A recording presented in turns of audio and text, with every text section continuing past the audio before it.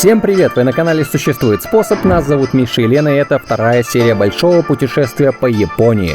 Мы еще не рассказали вам, почему так популярны автоматы с женским ношенным бельем и литературой с эротическим содержанием в каждом сетевом магазине. Как Японии удается переносить тысячи землетрясений каждый год. Почему в Японии так популярны тентакли. Покажем традиционный уклад жизни среди бесчисленного множества храмов в бывшей столице Японии в городе Киото. Как выглядит сверхсовременная Осака с ее безумной ночной жизнью и культом уличной еды. Как японцам удалось сохранить гармонию между дикой природой и людьми. Присаживайтесь поудобнее, мы начинаем.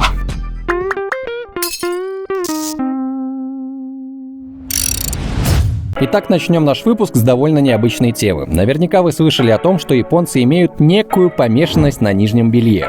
Как показатель, страна лидирует по количеству краж женских бюстгальтеров и трусов. Доходило до того, что у некоторых извращенцев при обыске находили по несколько сотен экземпляров белья.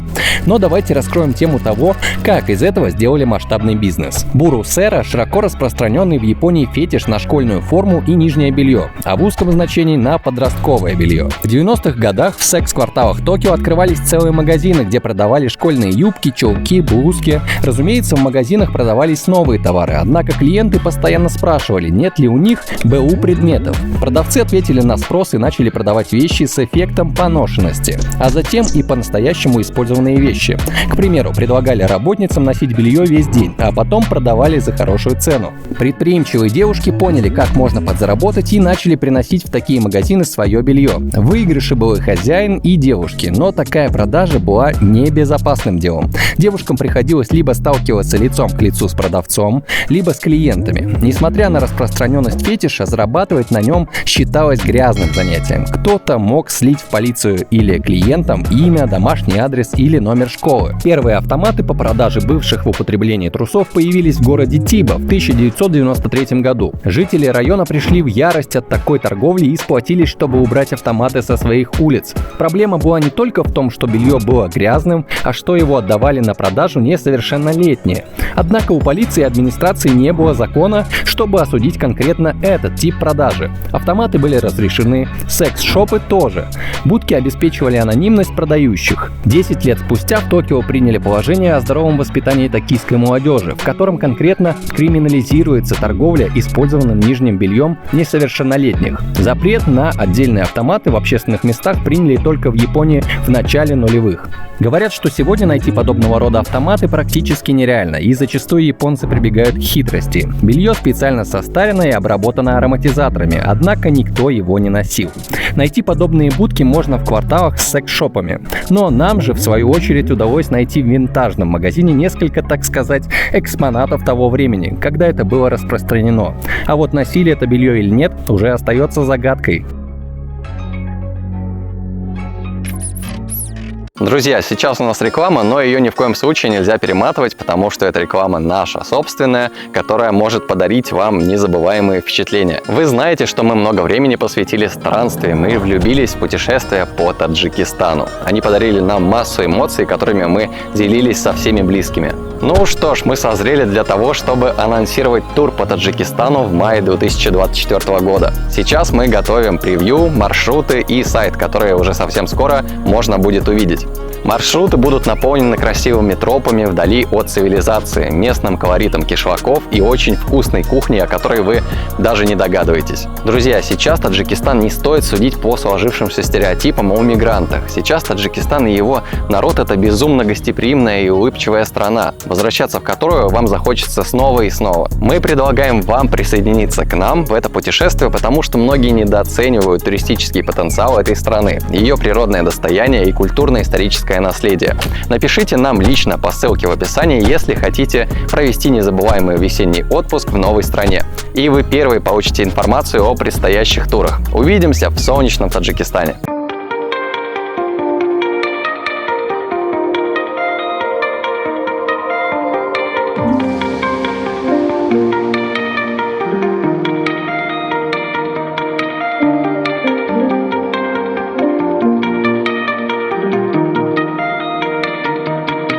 Конечно же, хочется выразить огромный респект японцам за то, что они строят свои дома в классическом японском стиле. Вы посмотрите вокруг. В сельской местности, вот где мы сейчас находимся, здесь многие топятся дровами. Смотрите, у них дровники, как у нас. Только смотрите, насколько же все, опять-таки, аккуратно сложено. Нет никаких сараев, разбросанного мусора по участку, садовых инструментов. Все аккуратненько. Вот попробуйте своим незамыленным глазом найти отличие японского дома от какого-нибудь нашего дома. Обратите внимание, что здесь реально нету заборов. Они заборы используют крайне редко. И если даже он есть, он будет вот совсем вот такой мизерный. То есть ты просто берешь, заходишь на участок, на котором, кстати, на секундочку, могут лежать какие-то дорогие вещи, ценные. Вот там автомобиль, скорее всего, даже не закрытый. Вот я вижу, там стоит керхер, цветочки. Все это вот заходи, бери, но никто это не зайдет и не возьмет. И раз уж мы затронули тему отопления, то в квартирах, в апартаментах вы вряд ли найдете батареи, потому что у них просто нету централизованного отопления. Чаще всего они будут использовать либо же теплые полы, либо же просто много слоев одежды, либо же несколько слоев одеял, чтобы не замерзнуть. Как правило, японцы после рабочего дня зимой приходят, принимают горячую ванну и залезают просто под одеяло, чтобы согреться. И так вот изо дня в день. А в сельской же местности часто используются дровяные печи.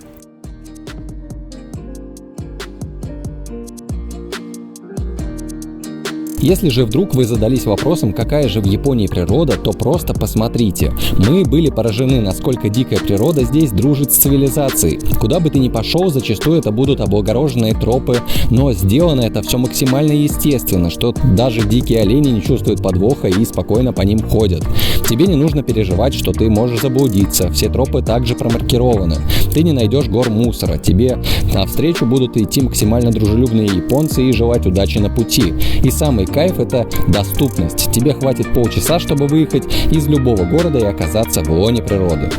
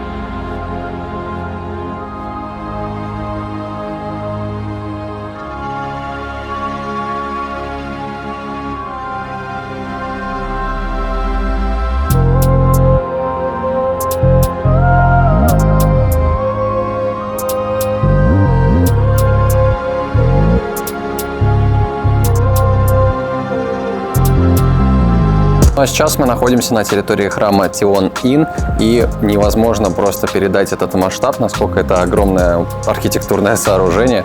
И что интересно, что он был построен в очень красивую дату, точнее красивый год, в 1234 году. 1, 2, 3, 4. Но потом в 1633 году весь храмовый комплекс был уничтожен, практически все здания сожжены, потом все это восстановили. Вот, и сейчас это имеет вот такой вот масштабный облик, просто неописуемого масштаба храм. Он очень большой, если вот присмотреться, то люди выглядят совсем крошечные. А еще также у этого храма здесь на территории есть колокол, который весит 74 тонны. И чтобы в него позвонить во время новогодних праздников, привлекаются аж 17 монахов. Думаю, что если попробовать позвонить в этот колокол одному, вряд ли получится сдвинуть с места этот таран. Потому что, в обхвате он, наверное, вот такой. и в длину метра этак 4. И все это на железных тросах прицеплено, и сзади вот как раз таки находится колокол. Вход в храм всегда происходит через ворота, и в данном случае это вот такие гигантские, массивные и прям впечатляющие воротища, построенные в 1619 году, называют их саммон. И вообще, как бы пометочка о том, какие храмы можно сходить в Японии, они тут делятся, как правило, на два типа. Это либо буддистские, либо же синтоистские. В буддистские храмы можно попасть вообще беспрепятственно, в принципе, когда угодно, а в синтоистские, скорее всего, будет платный вход, как мы уже выяснили. Естественно, лучшим временем для посещения Японии будет считаться весна. Все потому, что расцветает сакура. Это японская вишня, вот деревья, среди которых я стою, весной они зальются таким нежно-розовым цветом и будут привлекать сюда просто миллионы туристов со всех уголков света. Как известно, Киото — это бывшая столица Японии, и, собственно, по этой причине здесь огромное количество храмов. И не обязательно посещать каждый, чтобы не получить переутомление и перенасыщение. Достаточно выбрать несколько самых красивых, которые вам понравились, и посетить их. Можно даже поделить Киото на 4 зоны, и в этих 4 зонах выделить самые популярные туристические места. И за 4 дня спокойно вы обойдете их.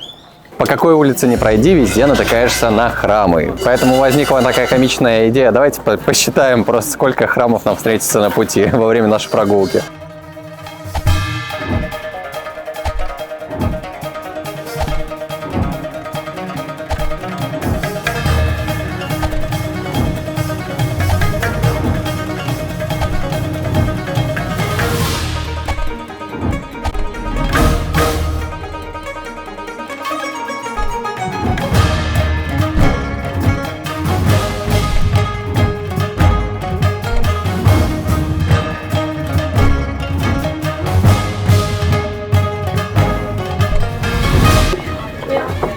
Ну и как вы думаете, откуда они все идут?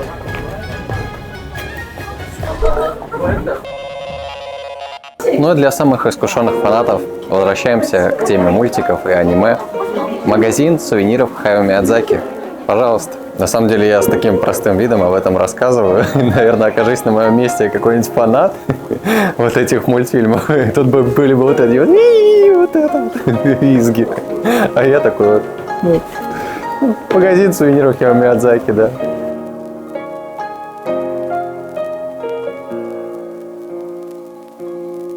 Если брать в сравнение города, в которых мы успели побывать, это Фукуока, Хиросима, Осака, то Киото, он, конечно же, будет более традиционный, нежели предыдущие города. Там будет больше хай-тека, новостроя и прочего. Здесь же сохранились традиции, потому что это бывшая столица, это древний город, и, естественно, здесь все стараются сохранить в том виде, в каком это было несколько веков назад. Наверняка вы видите, что вокруг очень часто встречаются девушки в прекрасных кимоно. Это не та одежда, которую используют для повседневной носки. Это просто для того, чтобы нарядиться. Знаете, как у нас на праздники наряжаются в сарафаны, в рубахи цветастые. Также и здесь, в Японии, есть даже специальные магазины, в которые вы приходите, и за 9000 йен вас наряжают в вот такой вот прекрасный наряд.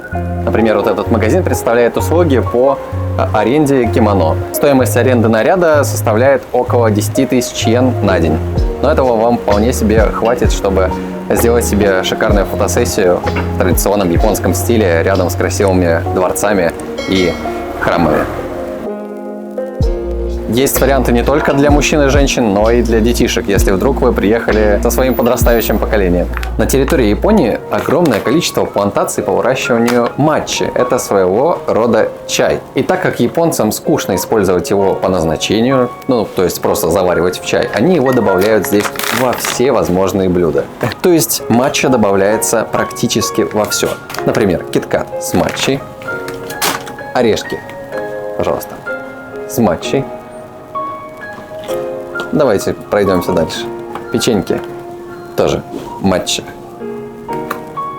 Ну и, в принципе, весь этот стенд, ребят, это все с матча.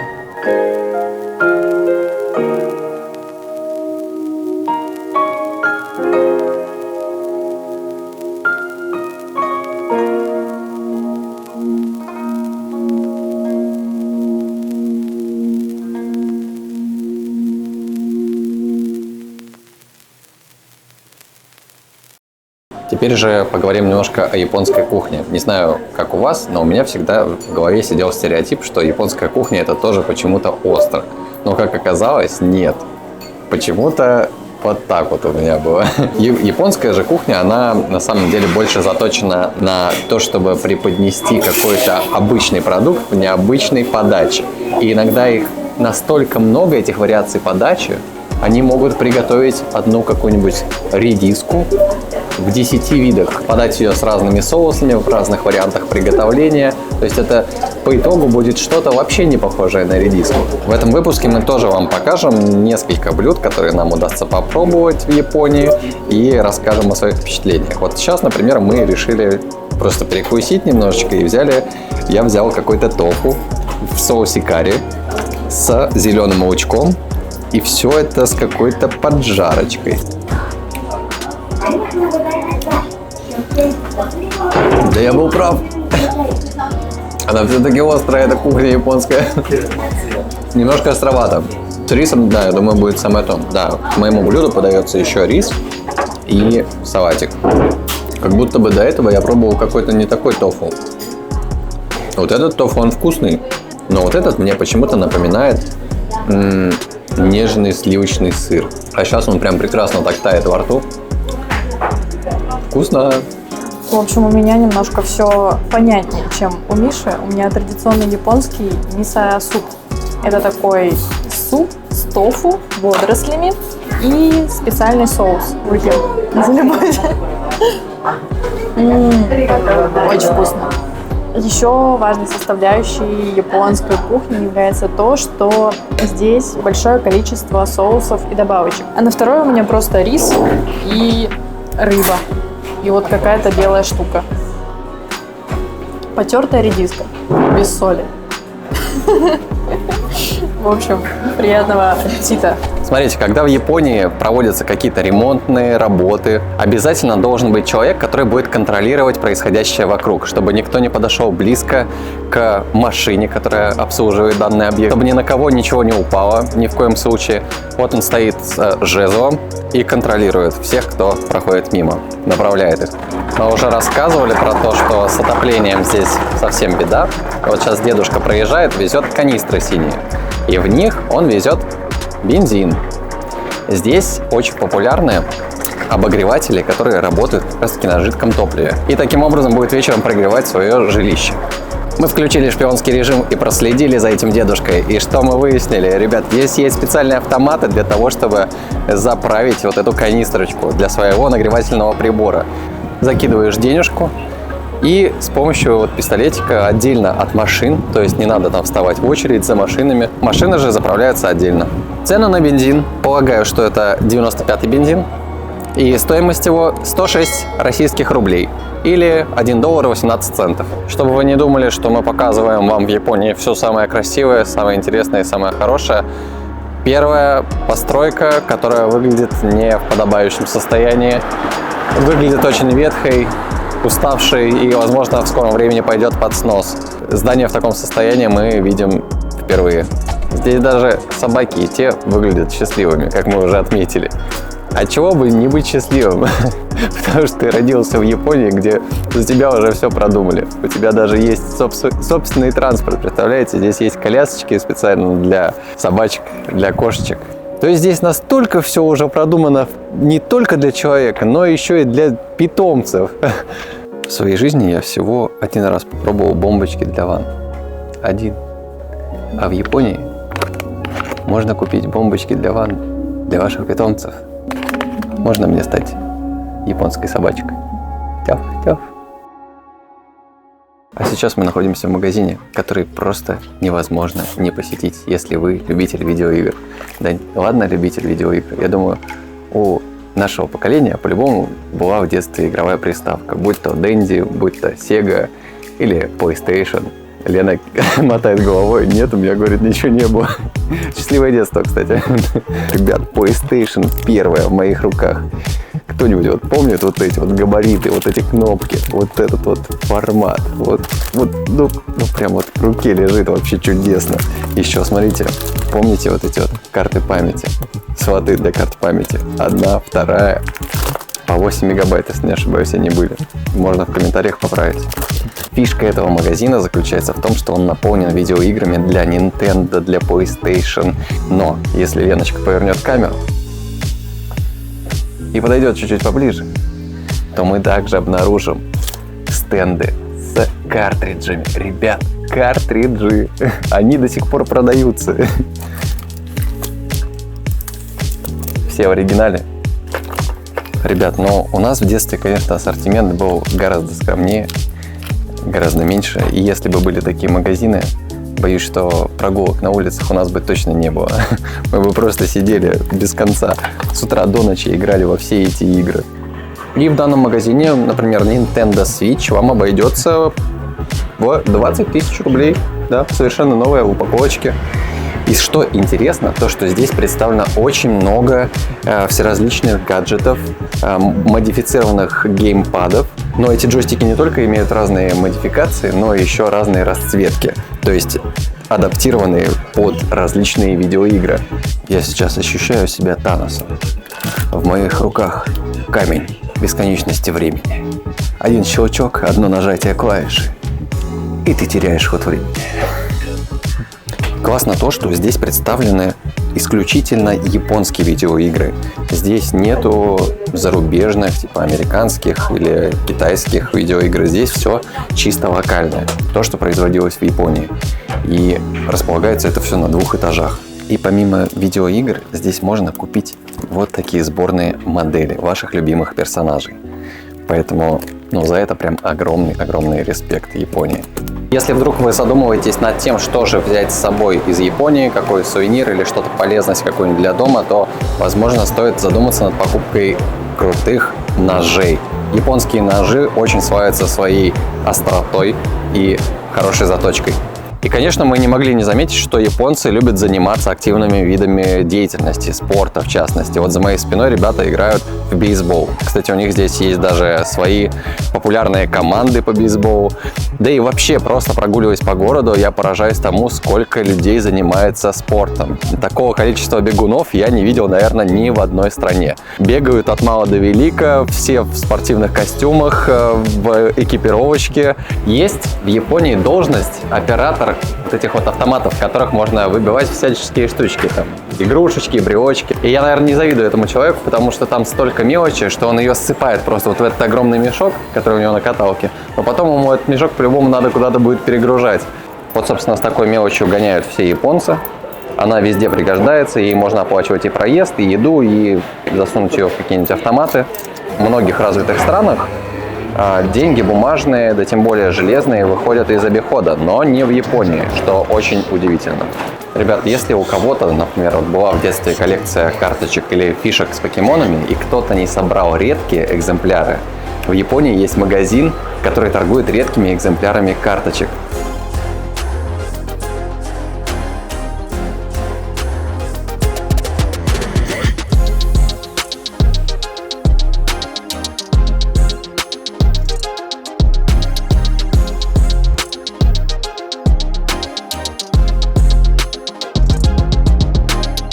Сейчас мы покажем вам необычное хобби японцев. Выезжая на природу компании, они не просто отдыхают, устраивают пикники, ходят в трекинг, они еще берут с собой мусорные мешки и, проходя трек, собирают мусор, встречающийся на их пути, соревнуясь друг с другом, а после сортируют и вывозят контейнером. Благодаря этому простому действию поддерживается абсолютная чистота в природных локациях. Удивительно и то, что японцы не считают это позорным или грязным делом, а наоборот с удовольствием этим занимаются, совмещая приятную прогулку с полезным делом, показывая пример подрастающему поколению. Вот так, берите на заметку, друзья, так тоже можно. Да, я хотел рассказать про вот этих дядечек. Очень интересно, что с утра преимущественно можно встретить только пожилых людей, либо людей в возрасте. Не знаю, в чем тенденция, но старики здесь очень любят хайкинг, любят гулять. И, что немаловажно, вот даже прогуливаясь по этой тропе, у них, смотрите, у каждого есть пакетик, в который они собирают найденный мусор на тропе. Поддерживают чистоту на всех парках, во всех территориях, куда они ходят гулять.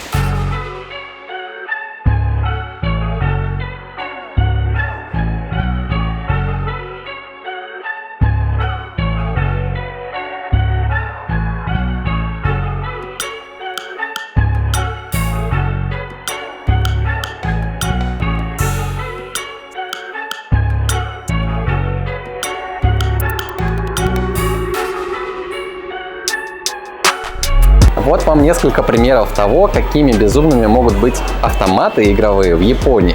Например, вот здесь можно выбить клешню краба. Не знаю, зачем она вам пригодится, но ее здесь можно выбить. А по соседству это вообще, это что-то с чем-то. Здесь можно же выбить гриб Арнольда Шварценеггера. Но если вы понимаете, что я подразумеваю под грибом. Ну, мы, конечно, подснимем, это потому что грибы. И Арнольд Шварценеггер, тут наклейка его.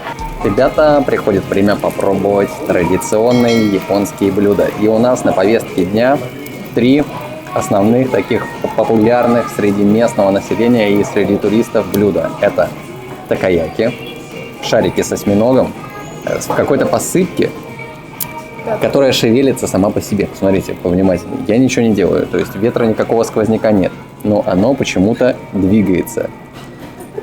Далее переходим. Это у нас окономияки. Это же блюдо, оно более локальное. Его можно найти преимущественно в Хиросиме и в Осаке. То есть, что оно из себя по начинке представляет? Я знаю, что там есть сыр, там есть какое-то мяско, яичко и все различные соусы. И также у нас суп-удон, который повсеместно готовят во всех, не знаю, магазинчиках, во всех кафешечках, ресторанчиках. Вот для меня остается загадкой, что же вот это такое сверху, что движется само по себе. Я сейчас попробую.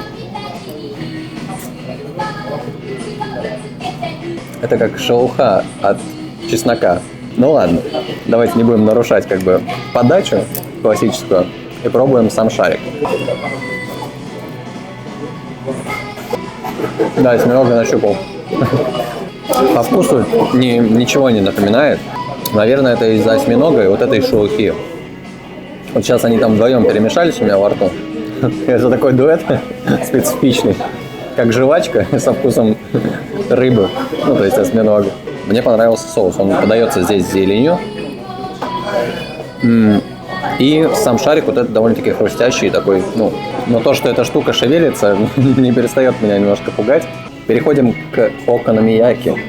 По консистенции напоминает наш драник. Что-то среднее между драником и омлетом с молоком, который готовится. Очень круто. Да, вот это, короче, мне больше зашло, нежели эти шарики с осьминогом. В общем, блюдо без наворотов. Я так понимаю, что здесь используется тесто, сыр, соус, как раз таки яйцо, что придает такую пышность этому блюду. И всеразличная зелень. Как будто бы капуста мелко нарезанная, а лучочек есть.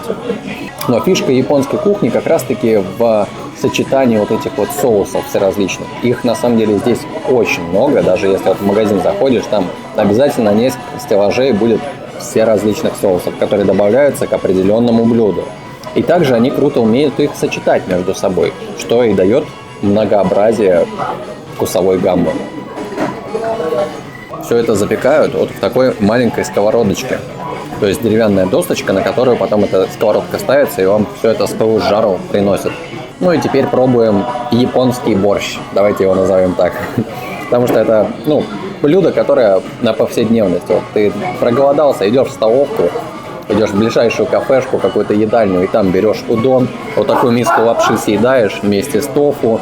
Здесь может быть говядина, свинина, морепродукты.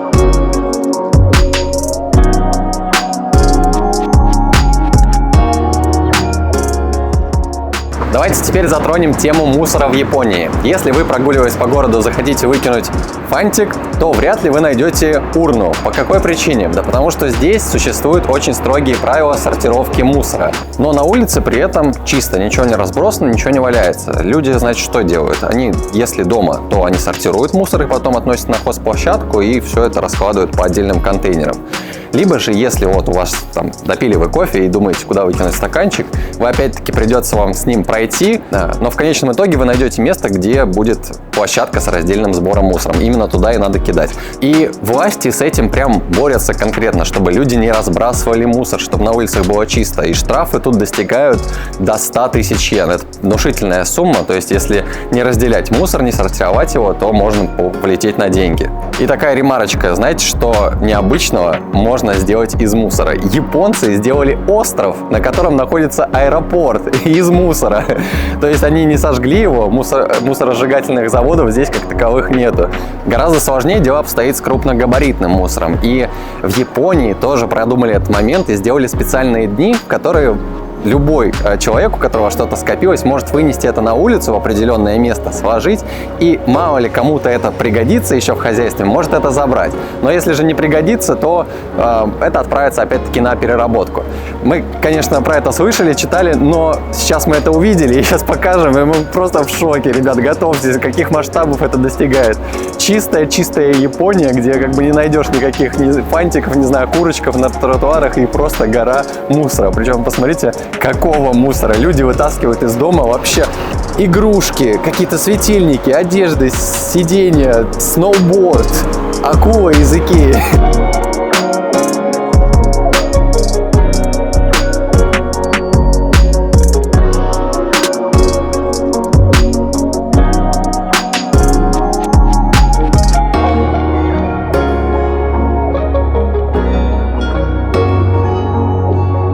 Мне вот что не дает покоя. То, что в Японии настолько популяризирован культ еды. Ты гуляешь по городу, где совершенно нет людей, но стоит свернуть на улицу с ресторанчиками, с такими кафешечками, забегаловками. Просто нескончаемая очередь людей. И к чему я это веду? Что здесь это настолько вознесли, что начинают задирать сверхвысокие цены. Например, в Японии есть город под названием Кобе, и там выращивают знаменитую говядину. И, ребят, я, конечно, понимаю, что еда бывает дорогой, но бургер за почти что 4000 йен, ну, по-моему, это перебор. Бургер ценой около 3000 рублей, ребят, но это жестко. Вот еще, пожалуйста, пример. Вроде бы казалось, Япония, страна на море, но за морского ежа вы отдадите 2200 йен. За устрицу вы отдадите в районе 500 рублей. Даже сами японцы не скрывают того, что они очень любят еду. То есть, когда они работают и не едят, они говорят о еде. А когда едят, снова говорят о еде. И это читается во всем абсолютно. Повсюду баннеры с людьми, которые употребляют пищу, телепередачи, в которых люди показывают, как они едят.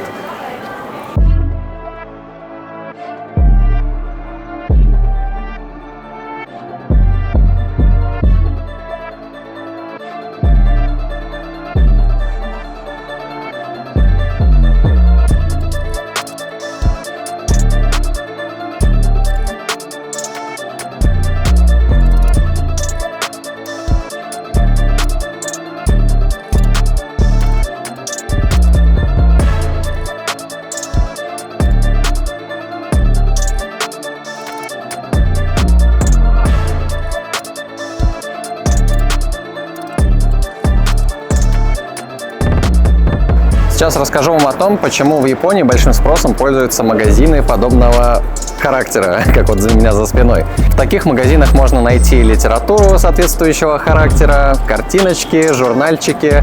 Собственно, наша версия, почему все это так распространено здесь, это то, что Япония испытывает сейчас проблемы с рождаемостью. В связи с этим правительство всячески пытается подталкивать молодежь к тому, чтобы повышать популяцию и численность населения. То же самое касается и возраста согласия, когда партнеры могут вступить в интимную связь. Он здесь начинается с 13 лет. Хотя жениться можно только с 18 лет парням и с 16 лет девушкам. А официальное одобрение родителей после 20 лет не обязательно получать. Даже в религиях, в синтоизме и буддизме нет никакого порицания в том, чтобы контактировать физически друг с другом. То есть везде это стараются, поддерживать, так скажем. Отсюда и такое огромное количество таких магазинов. Показывать то, что внутри мы не будем, по понятным причинам. YouTube не одобрит.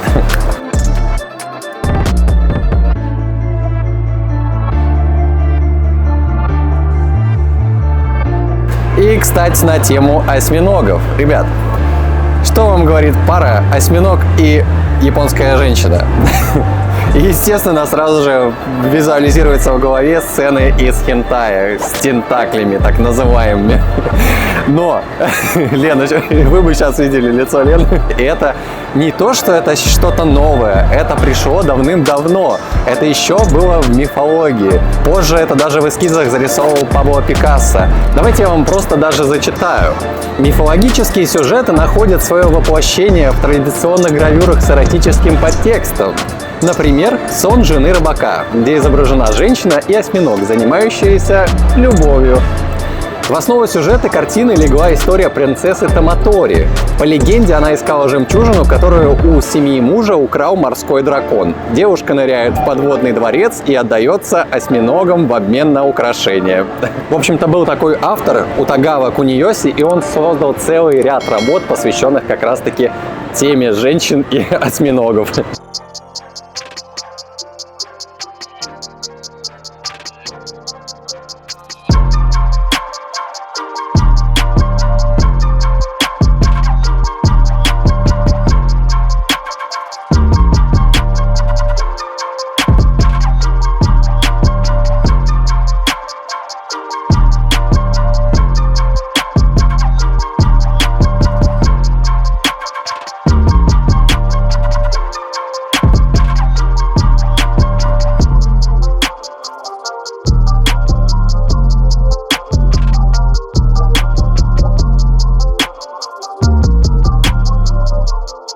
Самый момент, когда чувствуешь себя старым, по той причине, что концентрация шумных мест в городе Осака настолько велика. Буквально стоит пройти несколько часов по ее центру, по самым главным туристическим местам, и голова у тебя просто взрывается. Сколько здесь всего. Просто все. Мне кажется, что в Японии есть все. И чтобы доказать это, давайте мы сейчас перейдем к следующей локации.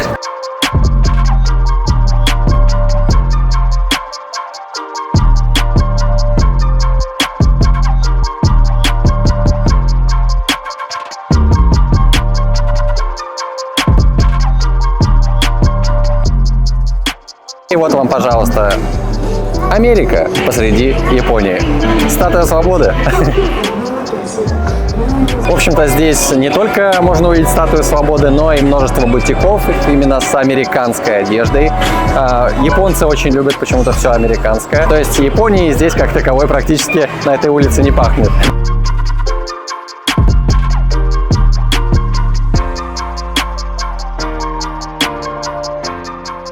Ребят, вот что мне очень нравится в Японии, это то, что как стильно здесь выглядит такси. Это старенькие Toyota Comfort, в которых двери открываются автоматически. Они видно, что они годов 90-х, но в очень хорошем состоянии.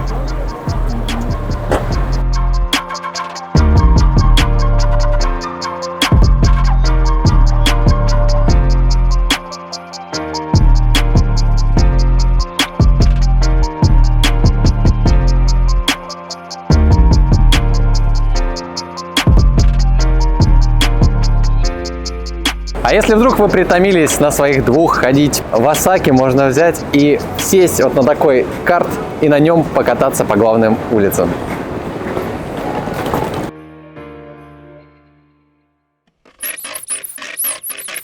Если посмотреть на карту города Осака, то можно заметить, что большую часть занимает парк, который находится прямо посередине города. И визитной карточкой этого парка считается вот этот вот самурайский дворец, который был построен еще в 15 веке. Но что стоит знать о сооружениях столь давних, так это то, что они неоднократно наверняка были разрушены, сожжены. И, скорее всего, то, что вы увидите сейчас, это будет уже новострой. Так и с этим замком. Он привлекает огромное количество туристов, но по факту это, похоже, 5-я версия, если я не ошибаюсь, построена вообще в 90-х годах.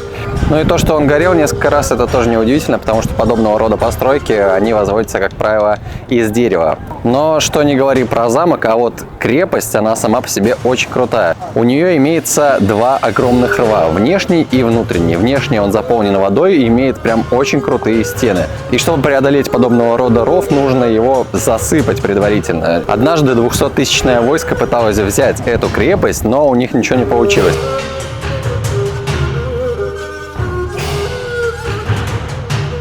Вот вам интересный факт. Японцы боятся путешествовать за пределы своей страны. А все почему? Да потому что считают, что в других странах небезопасно. И если вы побываете в Японии хотя бы несколько дней, вы, возможно, согласитесь с тем, что в этой стране мало что с вами может приключиться. Но это не касается природных катаклизмов. Да, в Японии можно конкретно попасть под раздачу. Цунами, тайфуны, ураганы, извержения вулканов, землетрясения. Совсем недавно, 1 января 2024 года, в префектуре Ниигита произошло очередное землетрясение. Разрушены дороги, мосты, жилая площадь, множество домов пострадало. Но при этом всем, ребят, смотрите, важный момент. Сколько при этом пострадало людей?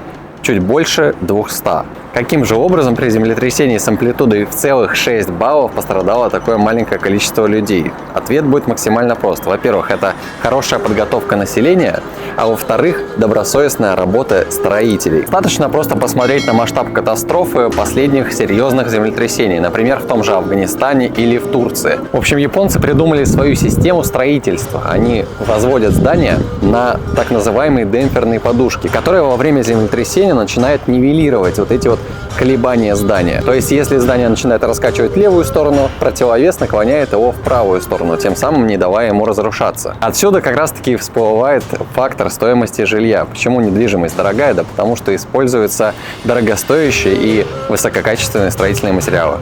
И да, ребят, хочется сказать огромное спасибо всем, кто переживал за нас с Леной. Мы были в порядке, мы находились в другой префектуре, и нас вообще никаким образом это не задело. А еще у школьников японских очень прикольная форма. Даже зимой они носят очень короткие шорты. У них есть специальные вроде бы как курсы, на которых они приходят и обливаются холодной водой. То есть тем самым повышают иммунитет и закаливаются. Такой вот насыщенный выпуск у нас получился, и на этом мы подводим итог. Япония – удивительнейшая страна, которая поражает как своими технологиями, так и тем, как здесь все продумано, до глубочайших мелочей. Посетив огромное количество стран, мы все равно нашли то, что нас поразило. И однозначно сюда придется вернуться снова, чтобы увидеть и рассказать о многом. Как вы могли заметить, мы немного сменили формат подачи, поэтому просим вашего мнения, насколько интересно вам было и стоит ли продолжать снимать в таком формате. Подписка, лайк и колокольчик, как всегда, поощряются нашими стараниями в грядущих роликах. Спасибо за просмотр, и вот вам небольшой бонус наконец. Так вот, немножечко вернемся назад к теме товаров для взрослых. В магазинах, в супермаркетах есть отделы, где продаются специальные игрушки. Чтобы несовершеннолетние ребята не нарвались куда не надо, не зашли, их огораживают вот такими шторками. То есть ты заходишь за шторку, а дальше, чтобы узнать, что там, нужно подписаться на наш телеграм-канал. Потому что в YouTube мы такое не выложим, а в телеграм-канал мы добавим. Ну что, заходим?